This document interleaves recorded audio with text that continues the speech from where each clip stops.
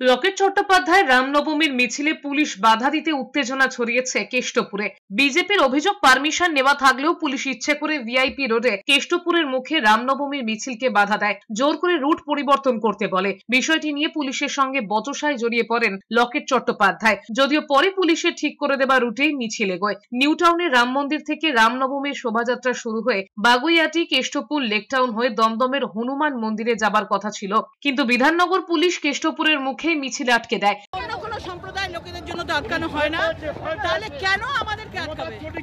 একটা উৎসবকে কেন আটকাবে? এটা কোনো রাজনৈতিক নয়, এখানে সবাই মানুষ কন্টিনিউয়াস ভাবে এসছে। তো আমার কথা হলো, কেন, কি রিজন দেখাবে ওরা? যদি একজনের বেলায় অন্য নিয়ম, একজনের বেলায় অন্য নিয়ম হবে কেন? ইসলামপুরেও রামনবমীর মিছিলে বাধা দেবার অভিযোগ উঠেছে। প্রতিবাদে রাস্তায় বসে বিক্ষোভ দেখিয়েছেন বিজেপি সাংসদ কার্তিক পাল।